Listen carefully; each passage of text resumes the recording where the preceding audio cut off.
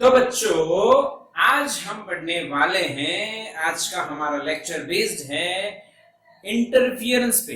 बच्चों चैप्टर 10 का बहुत ही बढ़िया पार्ट आपका स्टार्ट हो रहा है और लगभग कुछ दिन और कुछ लेक्चर्स यही पार्ट हम पढ़ने वाले हैं जिसका नाम है इंटरफियरेंस। ओके, लास्ट लेक्चर में हमने थोड़ा सा इंट्रोडक्शन देखा था, तो चलो स्टार्ट करते हैं हमारे आज के लेक्चर का टॉपिक जिसका नाम है इंटरफियरेंस, यानी बीच में बोलो। तुम मेरी बात पे इंटरफियरेंस या सिर्फ इंटरफियर मत करो।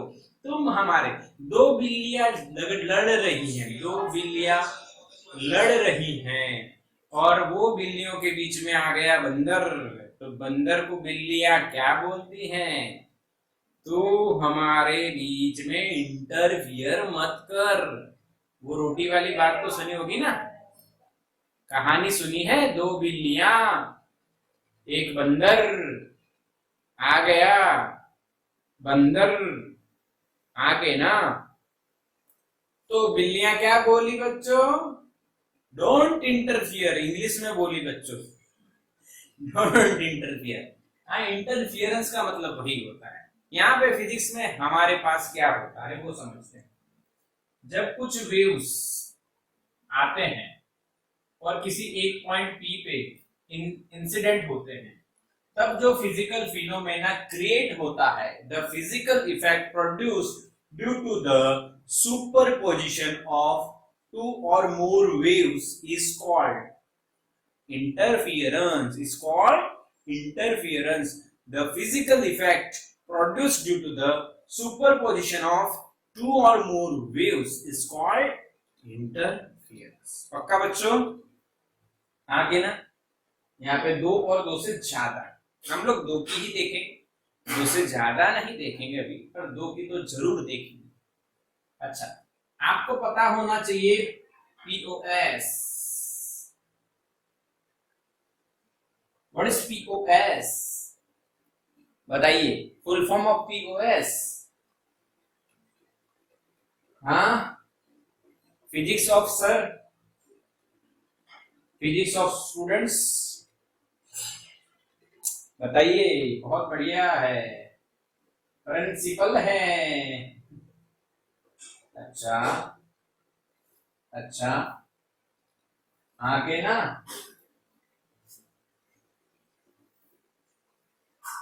Principal of superposition. Interference is totally based on this principle of superposition. ये क्या है बच्चों, आपको एक बार रिवाइज करवाता हूं, 11th में तो पढ़ाया था, ध्यान से समझना है। ये वेव 1 आया, इस पार्टिकल P को 2 मीटर लेके गया, फिर एक वेव 2 आता है, इस पार्टिकल को 1 मीटर ऊपर लेके जाता है, और फिर वेव 1 और 2 दोनों साथ साथ आते हैं, तो पार्टिकल P को 3 मीटर ऊपर लेके जाते हैं। हाँ, this is called principle of superposition. When two और more waves meeting at a point, then the resultant displacement of the particle or point is vector sum of the individual displacements by these waves. इसने 2 करवाए individually, इसने 1 करवाया, अगर दोनों एक साथ आ गए तो 2 और 1 मिला के 3 कर देते बच्चों। समझ में आया बच्चों? समझ में आया? यस। यानी कि बच्चों मान लो ये इस पार्टिकल को y1 डिस्प्लेसमेंट करवाता है, ये y2 डिस्प्लेसमेंट करवाता है, तो यहाँ पे y is equal to y1 plus y2 होता है। अरे हाँ के ना मेरे बच्चों? समझ में आया बच्चों? समझ में आया बच्चों?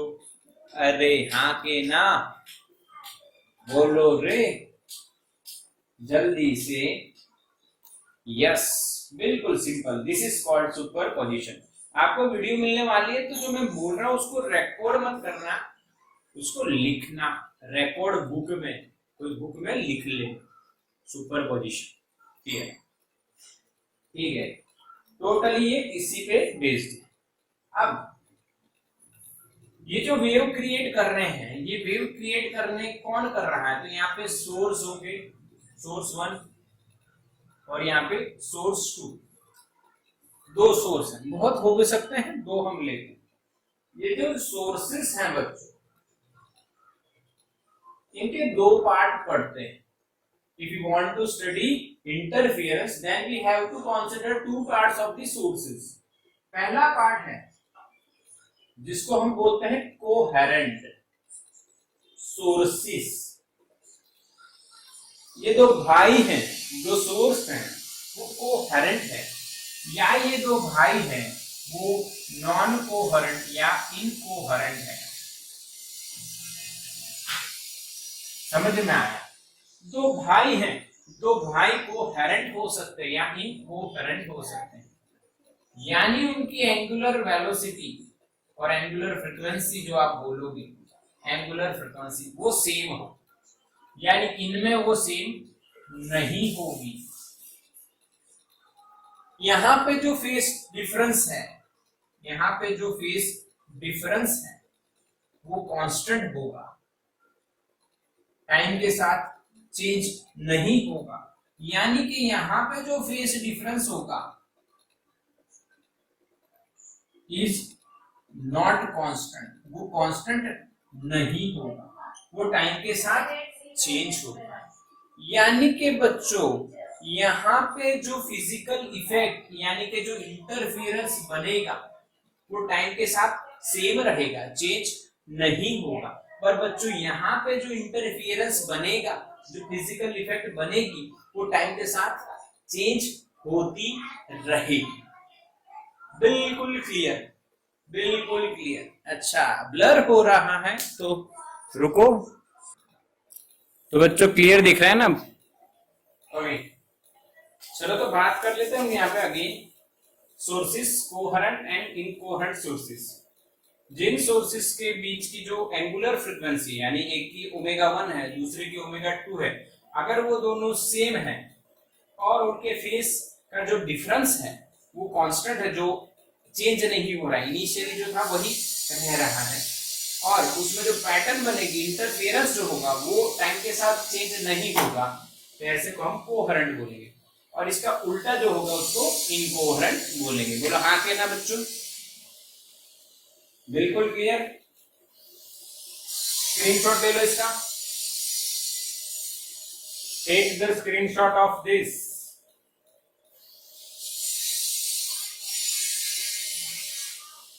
Take the screenshot. डन।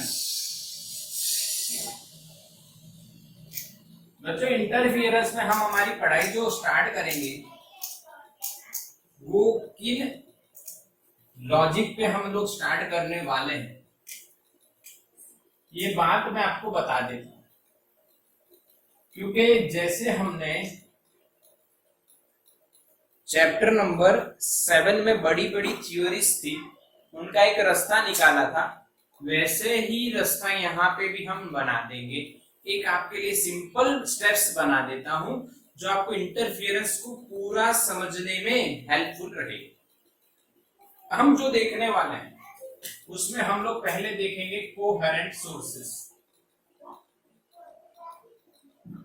ठीक है, इन कोहेरेंट सोर्सेस के लिए जो स्टेप्स हम फॉलो करने वाले हैं, पहली स्टेप ध्यान से समझना है आपको। पहली जो स्टेप होगी उसमें आप दो सोर्स लोगे और उनकी डिस्प्लेसमेंट y1 जो a cos ओमेगा 1t और जो y2 आप लोगे बच्चों, ये इसको ओमेगा t बोलेगे, वो a cos omega t plus five लोगे। हाँ, डिस्प्लेसमेंट ओके, पहले ये लो ड्यू टू सोर्सेस, ओके, और वेव्स ड्यू टू वेव्स। समझ में आया? पहली स्टेप क्या कि दो वेव होंगे तो वो दो डिस्प्लेसमेंट करेंगे, एक y1 होगी और दूसरी y2 होगी। y2 में आप किस डिफरेंस मानोगे 5, कुछ भी हो सकता है वो, समझेंगे अभी। स्टेप 2 में आप सुपर पोजिशन लगाओगे।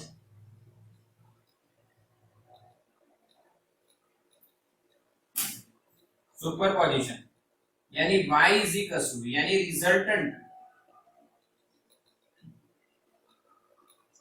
Is equal to displacement, resultant displacement y1 plus y2, उसको आप सिंप्लीफाई करोगे।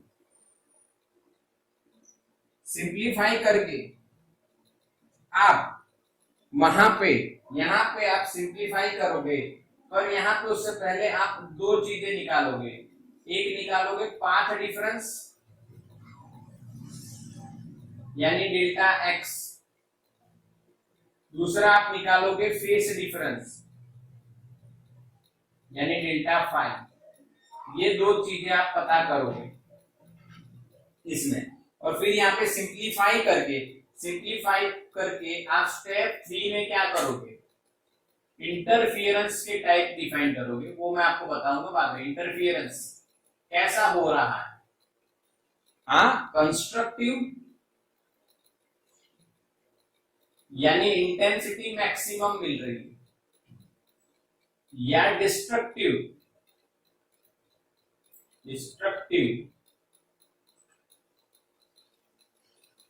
यानी कि इंटेंसिटी मिनिमम मिल रही, ठीक है। और इनके लिए आप कंडीशंस भी डिफाइन करोगे। कंडीशंस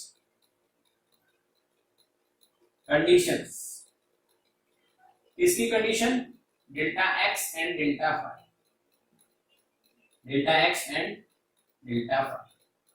क्लियर है बच्चों? हाँ कहना बोलो, ये स्टेप क्लियर है सबको? यस और नो? हाँ, यस और नो? ऐसे हम पढ़ेंगे, इस तरह से हम डिफाइन करते जाएंगे, इस तरह से हम पढ़ते जाएंगे। बोलो समझ में आ रहा है कि नहीं? पहले दो डिस्प्लेसमेंट्स होंगी y1 एंड y2, उसमें पाथ डिफरेंस और फेस डिफरेंस कितना है वो निकालेंगे, फिर सुपर पोजिशन करके रिजल्टेंट डिस्प्लेसमेंट निकालेंगे, सिंप्लीफाई करेंगे, और फाइनली कंक्लूड करके हम लोग कंस्ट्रक्टिव और डिस्ट्रक्टिव की और बात करने वाले हैं। ठीक है, यस और नो? यस यस बिल्कुल। तो इसका स्क्रीनशॉट ले लो, फटाफट आगे चलते हैं। इसका स्क्रीनशॉट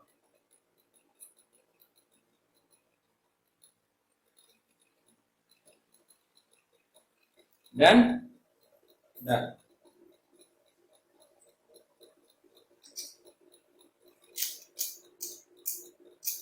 तो हम लोग पहली जो बात कर रहे हैं वो कोहेरेंट सोर्सेस के लिए बात करेंगे, जिसकी ओमेगा सेम है।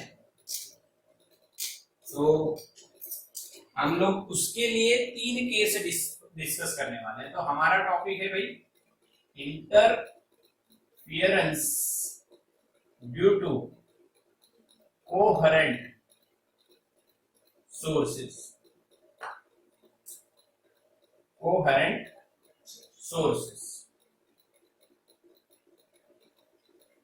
देखो शुरुआत कैसे करते हैं, एक ही सिंपल लॉजिक चलेगा बच्चों, ध्यान से समझना है, ध्यान से आपको समझना है। यहाँ पे मेरी बात बिल्कुल क्लियर करनी है। तो पहला जो है केस 1, उसमें फेस डिफरेंस यानी कि डेल्टा फाई वो 0 है। हाँ, वो 0 है, यानी कि पाथ डिफरेंस यानी दोनों 0, पाथ डिफरेंस लिख देता हूं ऐसे डायरेक्ट, डेल्टा एक्स भी 0 है, कितना है 0 है, एंड डेल्टा फाई भी 0। ये केस है। एनसीईआरटी में जब आप पढ़ोगे तब ये पता चलेगा, बट मैं पहले ही बता देता हूं, यानी पढ़ाई में आसानी हो जाए। अब इसके लिए आपको क्या एक्सपेरिमेंट बताया गया, ये देखिए। आपने 2 पिन ले ली है एकदम, ओके, और यहाँ पे आप पानी है, स्टील वाटर है एकदम, और उसमें आप ऐसे उसको ऑसिलेशन करा रहे हो विद इक्वल एंगुलर फ्रीक्वेंसी, ऐसे, तो उससे वेव बनेंगे, और वो वेव किसी पॉइंट पे सुपरपोजिशन हो रहे हैं और वहां पे कोई इफेक्ट क्रिएट हो रही है या क्रेस्ट बन रहा है या ट्रफ बन रहा है, तो ऐसा डायग्राम आपको एनसीईआरटी की जो बुक है बच्चों उसमें मिल जाएगा और वो हम समझेंगे, सो डोंट वरी। पर अभी नहीं, कुछ समय के बाद। पर यहाँ से वेव्स अभी यही बता देता है, यहाँ पे ये वेव ये वाला जनरेट करेगा, ठीक है। इसी तरह से ये वाला भी अपने वेव्स जनरेट करता जाएगा। तो ये पैटर्न बनती जाएगी जहां पे इनके वेव सुपरपोजिशन हो रहे हैं और वहां पे इंटरफियरेंस हो रहा है, या क्रेस्ट बन रहे हैं या ट्रफ बन रहे हैं या बिल्कुल जीरो इंटेंसिटी हो रही है। समझ में आया कि नहीं? समझ में आया कि नहीं? बोलो हाँ कि ना, यस और नो, यस और नो, जल्दी से मैसेज करो। ऐसे वेव्स आगे जा रहे हैं, इसका वेव और इसका वेव सुपरपोजिशन हो रहे हैं, फिर वहां पर displacement zero, maximum, opposite maximum है यानी नेगेटिव डायरेक्शन में क्या है वो देखा जाएगा, उससे पैटर्न बनेगी जिसको हम इंटरफियरेंस पैटर्न बोलेंगे। ठीक है, अब सिंपली हम समझते हैं। यहाँ पे देखो ये सोर्स 1 है और ये सोर्स 2 है और इसमें से एक वेव निकला और इस पॉइंट P पे पहुंचा, इसमें से एक दूसरा वेव निकला, वो भी पॉइंट P पे पहुंचा। ये जो डिस्टेंस है बच्चों ये S1P हुआ और ये जो डिस्टेंस है बच्चों ये S2P। यहां पे इस केस में कितना पाथ डिफरेंस है, देखो 0, यानी path difference S2P minus S1। ये जो बच्चों साइन है माइनस भी कर सकते हो या आप ऐसे बता दो, इसका मतलब होता है डिफरेंस। ओके, यहाँ पे पाथ डिफरेंस कितना हो जाएगा 0। क्यों 0? क्योंकि दोनों ने जो डिस्टेंस ट्रैवल किया है, पहले केस में हम ले रहे हैं दोनों का डिस्टेंस जो ट्रैवल किया है वेव ने वो सेम है, यानी पाथ डिफरेंस इज 0। अब पाथ डिफरेंस 0 है तो बच्चों फेज का जो डिफरेंस होगा वो भी क्या होगा,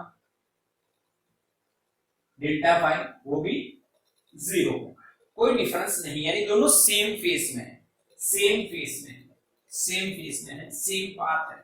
तो यहां पे आप y1 अगर लिखो a cos ओमेगा t, तो y2 भी सेम टू सेम लिखा जाएगा a cos omega t। Clear? अब ये पहली बात हो गई, ये स्टेप 1 हो गया। अब step 2, after superposition,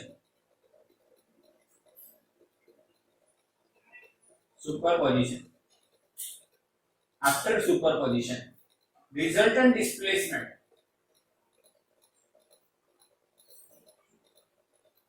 at P y बराबर y1 प्लस y2। बोलो हाँ के ना बच्चों, हाँ के ना, y is equal to y1 plus y2, दोनों सेम है बच्चों, तो a cos omega t plus a cos omega t। अब एम्पलीट्यूड भी सेम है क्योंकि कोहेरेंट सोर्सेस है, तो बच्चों यहां पे हो जाएगा 2a cos omega t। This is our final displacement. बिल्कुल समझ में आया? स्टेप 3, इंटेंसिटी कितनी है, तो यहां पे आपको नोट करना है intensity of a wave is proportional to amplitude square of its amplitude. ये कहां से आया? तो आपको पता है 8th चैप्टर में हमने देखा intensity is equals to I is equals to U upon AT बच्चों। U is the energy, U is the energy, A is area, small लिख रहा हूं। एनर्जी आपको पता है AT 1/2 KA square, this is amplitude, और ये वाला एरिया है। Per unit area per unit time जो एनर्जी पास होती है बच्चों उसको हम बोलते हैं इंटेंसिटी। तो अगर ये पूरा टर्म कांस्टेंट है तो I is proportional to A square. बोलो हाँ के ना मेरे बच्चों? Are you getting my point भाई? के बाउंस गया? Are you getting my point? या आप इसको कैपिटल ए रखो और इसको स्मॉल ए करो तो समझ में आ गया। समझ में आया कि नहीं? मेरे को मैसेज करो। Intensity is proportional to amplitude square. Intensity of electromagnetic wave is energy upon area into time, but energy of the wave in chapter number 14 standard number 11 half k a square, याद है ना? तो half के a is the amplitude। अगर ये पूरा term constant है तो intensity is proportional to amplitude square. बोलो बच्चों, समझ में आया? अरे मैसेज करो, समझ में आया कि नहीं? क्या मैंने सही पढ़ाया? यस, सही पढ़ाया। तो आप ये नोट कर लेना, वीडियो मिलेगी सो डोंट वरी, स्क्रीनशॉट रह गया ऐसा मत सोचना। अच्छा, यानी कि जो रिजल्टेंट वेव है, रिजल्टेंट इंटेंसिटी है, रिजल्टेंट इंटेंसिटी अगर हम माने वो बच्चों I is proportional to a। इसका एम्पलीट्यूड कितना है? 2a। ध्यान से देखना, 2a का स्क्वायर, यानी I is proportional to 4a square. और यहां पे मैं लिख रहा हूं intensity of single source I naught. बच्चों जेई नीट के लेक्चर में हम लोग इसको बढ़िया से क्लियर करने वाले हैं कि यहाँ पे intensity of a single source जो हम अभी देख रहे हैं वो अकॉर्डिंग टू NCERT देख रहे हैं, उसमें दोनों सोर्स की इंटेंसिटी हमने सेम मानी है। I1 बराबर I2 बराबर I naught is proportional to उसका एम्पलीट्यूड कितना है? एक का a स्क्वायर। तो यहां से आप लिखोगे I upon I naught is equal to 4a square upon a square. ये गया I बराबर 4I नॉट। बोलो हाँ के ना बच्चों? हाँ के ना? और ये इंटेंसिटी कैसी है बच्चों? Intensity is maximum. सो क्या? कौन सा interference?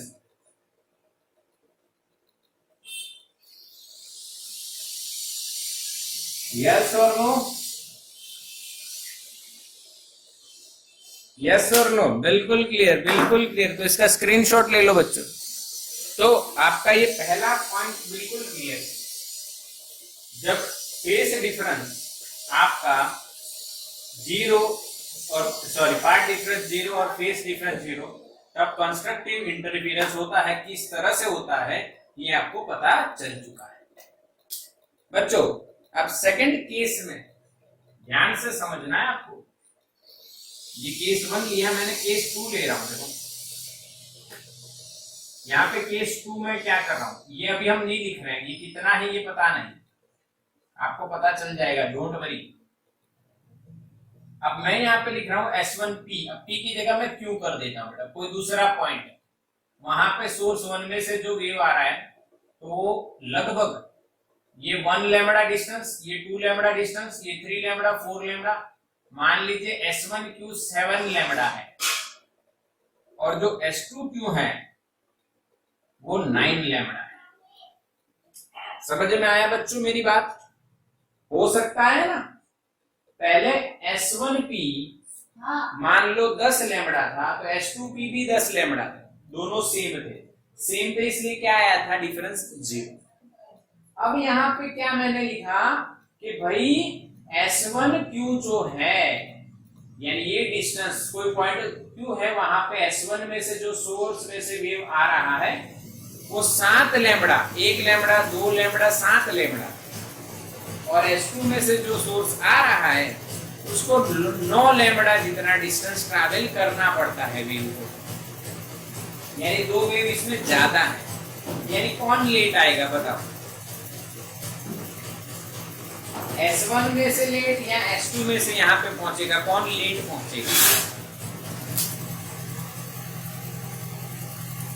S2 right answer. S2 वाला वेव लेट पहुंचेगा क्योंकि उसको 2 लैम्बडा जितना डिस्टेंस वेव को ज्यादा ट्रैवल करना पड़ेगा, यानी ये जल्दी पहुंचेगा। इसका पाथ लंबा है, इसका पाथ छोटा है, ये आप एग्री हो। तो यहाँ पे आप बताइए कि पाथ डिफरेंस कितना होगा।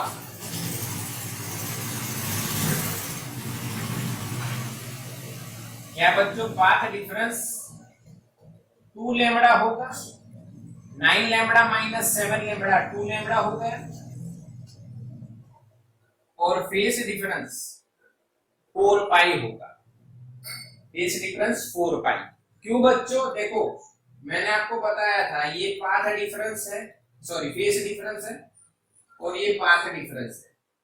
पाथ के नीचे लैम्बडा लिखो, इसके नीचे 2 पाई लिखो, दोनों पाथ बराबर है।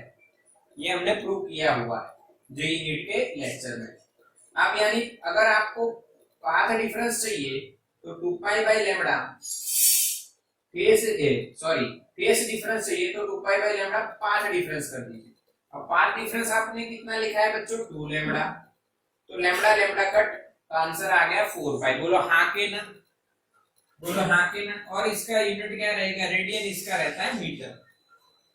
इसका हम अभी नहीं लिख रहे पर समझ लेना मीटर ही है भाई, और इसका रेडियन है, ठीक है। हाँ के ना, यस और नो लिखना है तो लिख लो, मीटर और ये लैम्बडा, रेडियन, लैम्बडा वाला मीटर, ये रेडियन। बोलो आया कि नहीं, बोलो गया कि आया आया, आया बच्चों। बिल्कुल सिंपल तरीका आपको बताया कि 9 लैम्बडा और 7 लैम्बडा है तो ये 2 लैम्बडा, 1 लैम्बडा जितना रिव्यू का डिस्टेंस यानी 2 पाई एंगल चेंज, तो 2 लैम्बडा में 4 पाई एंगल चेंज। पक्का बच्चों, यस और नो, मैसेज करो सब बच्चे, मैसेज करो क्या हो रहा है, यस और नो। यस यस यस, बिल्कुल सही। अब देखो y1 अगर हमने a cos ओमेगा t माना है तो y2 का फेस डिफरेंस 4 पाई होगा। हाँ 4 पाई पीछे होगा, हाँ के ना। अब ये कैसे समझ में आया बच्चों, देखो ओमेगा टी यानी टाइम, तो S1 7 लैम्बडा करके यहाँ पे पहुंच गया, पर S2 वाला 9 लैम्बडा करेगा यानी टाइम ज्यादा लेगा, यानी वो पीछे रह जाएगा। यस और नो, अरे हाँ के ना बेटा, क्लियर के नहीं, पक्का। बस ये यहाँ पे रखेंगे और कुछ भी नहीं करना है। और यहाँ पे आप लिखोगे a cos omega t plus, ध्यान से देखना है यहाँ पे लिखोगे a cos, अब जो यहाँ पे लिखोगे वो हम यहाँ पे सिंप्लीफाई कर दो तो मेरा हिसाब और आपका हिसाब सेम हो जाएगा। कि 4 पाई है यानी एंगल चेंज नहीं होगा, 4 पाई यानी सॉरी एंगल नहीं, फंक्शन चेंज नहीं होगा 4 पाई। इसको हम लोग 4 पाई माइनस ओमेगा टी लिख सकते हैं क्योंकि cos इवन फंक्शन है, cos इवन फंक्शन है बच्चों, तो अंदर एंगल की साइन चेंज करो, आगे कोई साइन चेंज नहीं होगी। अब 4 पाई कहाँ आता है, 4 पाई 0 पाई 2 पाई 4 पाई सभी यहाँ पे आते हैं, और 4 पाई माइनस है यानी कौन सा क्वाड्रेंट है बच्चों, fourth all S T C, यहाँ पे cos पॉजिटिव यानी एज इट इज आप लिखोगे a cos ओमेगा टी। बोलो हाँ के ना बच्चों, समझ में आया कि नहीं। मेरी ये जो बात मैंने कर ली आपसे, आपको समझ में आया कि नहीं ये बताओ, मैसेज करो।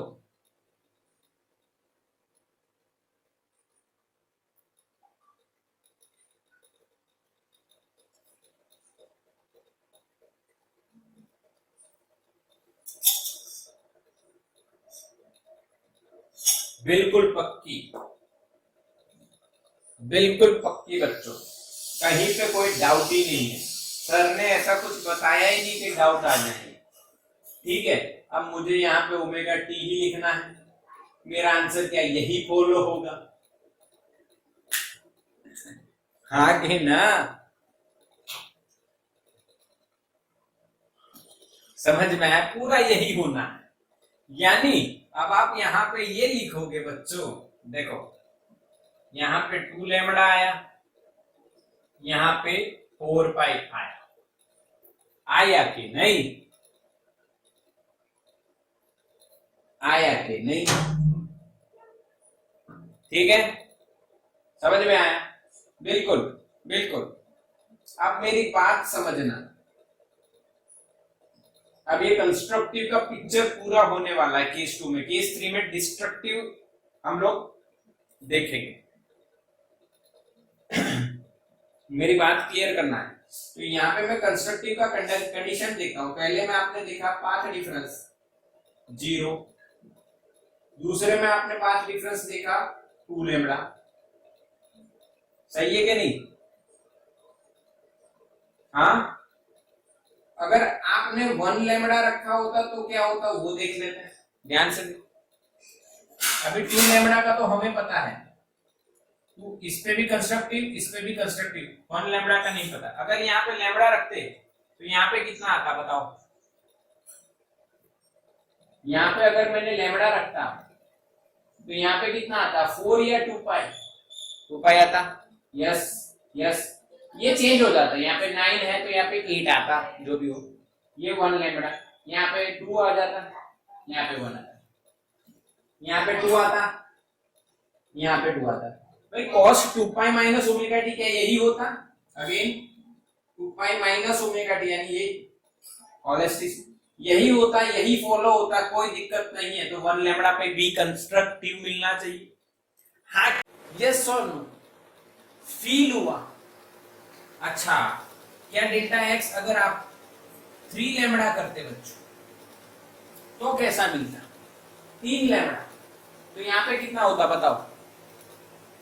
यहाँ पे कितना? ये 3 लैम्बडा अगर मैं करना हो तो यहाँ पे मुझे कितने पाई करने चाहिए? 1 लैम्बडा 2 पाई के बराबर होता है, तो 3 लैम्बडा 6 पाई के बराबर हुआ। अब 6 पाई फिर से यहाँ आ गया, 6 पाई माइनस ओमेगा टी, तो वही होना है जो यहाँ पे 4 पाई भी यहाँ पे है और 6 पाई भी यहाँ पे, 6 पाई माइनस, तो वही होना है, यही फॉलो होगा। आके यानी पार्ट डिफरेंस अगर 0 है या 1 लैम्बडा है या 2 लैम्बडा या 3 लैम्बडा है तो कौन सा इंटरफियरेंस होना है? कंस्ट्रक्टिव, क्योंकि इंटेंसिटी मैक्सिमम मिलने वाली है। समझ में आया? यस और नो बच्चों? यस और नो? फील हुआ? फील हुआ? तो condition for constructive interference we can easily write, conclusion लिखना हो बच्चों, कंक्लूजन, यानी वही कर देता हूं जो हमने पहले देखा था। 2 लैम्बडा, यहाँ पे 4 पाई, यहाँ पे 4 पाई, यहाँ पे 2 लैम्बडा, यहाँ पे 4 और 4, बाकी की कथा वो की वो। कंक्लूजन हमने क्या किया है यहाँ पे? अगर delta x 1 lambda 2 lambda 3 lambda यानी कि n लैम्बडा, यानी डेल्टा 5 2 पाई मल्टीप्लाई कर दो, 2 पाई पर n है तो 2n पाई लिखते हैं। लैम्बडा की जगह क्या रख दो? 2 पाई, तो आ गया फेस डिफरेंस, और कुछ नहीं। तो जिसमें n आप कहां से स्टार्ट करे थे? तो 0 से 1 2 इस तरह से आगे गए। तो यानी इस दौरान अगर ये कंडीशन है तो कौन सा इंटरफियरेंस होगा? कंस्ट्रक्टिव। हाँ, यस और नो? बिल्कुल क्लियर, बिल्कुल क्लियर, बिल्कुल क्लियर बच्चों। कंस्ट्रक्टिव का कंक्लूजन क्या हुआ? when the phase path difference between the two waves which are superposition or incidenting or meeting at a point is n lambda, 1 lambda 2 lambda 3 lambda n lambda, then the intensity at that point is maximum, and this type of interference is called constructive. यानी path difference n lambda, phase difference 2n पाई हो तो screenshot लो। Last case coherent में देख लेते हैं destructive interference क्या होता है। चलो जल्दी करो, चलो जल्दी करो बच्चों, स्क्रीनशॉट हो गया, डन डन बच्चों। अब तीसरा केस देखते हैं, इन सबको अब हटा देते हैं। अब यहाँ पे डिस्ट्रक्शन करने का समय आ गया। देखो कैसे, देखो कैसे, इसी में से थोड़ा सा तरीका ढूंढ लेते। यहाँ पे मैं आर पॉइंट लिखता हूँ, यहाँ पे आर हो जाएगा, यहाँ पे आर। अब मान लो ये कुछ 7.25 लैम्बडा है और ये 9.75 लैम्बडा है, ऐसा टेक्स्ट बुक में दिया है इसलिए हम ले रहे हैं, बाकी कोई बड़ा लॉजिक है नहीं। आप देख लेना टेक्स्ट बुक में, अगर बोर्ड के लिए चर्चा कर रहे हैं तो if you are discussing for the board then you have to be specify, you have to specify, sorry, you have to specify that what is S2R and what is S1R। यहाँ पे R हो गया, अच्छा आगे वाले में क्यों कर देना, यहाँ पे क्यों था, अभी मैं R कर रहा हूं, बताओ ये क्या होगा, कितना होगा 9.75 माइनस 7.25, बताओ कितना होगा, हिसाब लगाओ कितना होगा 9.75 माइनस, हाँ बिल्कुल सिंपल, 2.5 होगा, 2.5 लैम्बडा। तो ये कितना होगा 5 पाई, 1 लैम्बडा 2 पाई, तो 2.5 लैम्बडा कितना पाई, 2.5 इंटू 2 5। तो यहाँ पे बच्चों क्या 5 बनना है, क्या बच्चों 5 पाई आगे आ जाएगा, बिकॉज कॉस इवन फंक्शन है।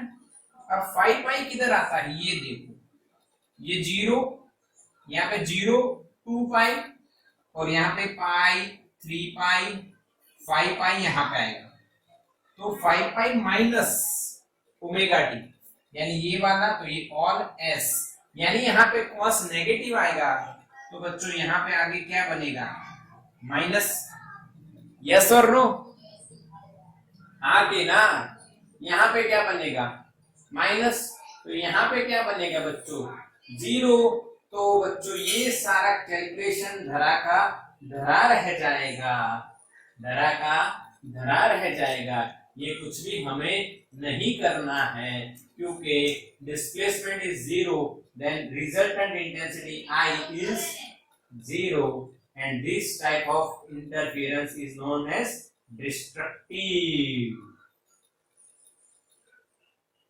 समझ में आया बच्चों, हाँ के ना, यहाँ पे आता है पाई 3 पाई एंड 5 पाई और 5 पाई माइनस थीटा, यानी ऑल एस टी सी, यहाँ पे कॉस नेगेटिव आएगा और नेगेटिव रखोगे तो आंसर 0 आएगा। बोलो समझ में आया बच्चों, अरे हाँ के ना, हाँ के ना, समझ में आया, क्लियर ना, कुछ नया नहीं है। घर पे बैठ के आपको ये 5 पाई माइनस किया ना, कुछ बायो वाले बच्चों, क्योंकि मैथ्स वालों को बार बार आता है, बारंबार आता जाता है, इसलिए उनको आएगा, बट बायो वालों को ये बार बार नहीं आता है, तो उनको फिर से एक बार रिवाइज करना है। ऑल एसटीसी रूल मैंने नोट में लिखाया हुआ है, और यहाँ पे समझ में आया होगा, कई बच्चों को आ गया है, तो आंसर ये इस तरह से आएगा। अब यानी देखो हमारे जो 3 केस हुई, ये तीसरा केस है बच्चों, तीसरा केस, 2 केस बिल्कुल कंप्लीट, तीसरा केस पी क्यू आर अलग अलग पॉइंट लेके लिए, तो उन तीनों पे देखो, अब यहाँ पे 2.5 लिया ना, तो ऐसा है, अब 3.5 होता तो 3.5, तो यहाँ पे कितना आता 7 पाई, यहाँ 3.5, तो यहाँ पे 7, अब 7 पाई, यानी वो 7 पाई यही तो आता है बच्चों, चलो 1.5 होता, 1.5, तो यहाँ पे कितना आता 3, तो 3 पाई इधर ही तो आता है, क्या बात यही होती, हाँ क्या ना, तो इसमें आप देख रहे हो 1.5 लैम्बडा होता, हाँ, या 0.5 लैम्बडा होता तो क्या होता, देखो 0.5 लैम्बडा, 0.5 यहाँ पे कितना आता 0.5 इंटू 2 1 पाई, क्या पाई इधर ही आता, 0.5 लैम्बडा, 1.5, 2.5 लैम्बडा, 3.5 लैम्बडा, इन सभी के लिए इंटेंसिटी क्या मिलेगी 0। अब इसको अगर आप साइंटिफिक नोटेशन में लिखो तो देखो लैम्बडा तो है, इसको हम लिख सकते हैं 2n प्लस 1/2। देखो जो हमारा n है वो 0 से चल रहा है, 1 2 वही बात, देखो सोचो n की वैल्यू 0 रखो पहली, तो क्या आ गया 1/2। हाँ, ये डेढ़ समझ में आ रहा है ना, n की वैल्यू 0 रखेंगे तो 1/2 आ जाएगा, पहला मिल गया। n की वैल्यू 1 रखेंगे तो 2 + 1/2।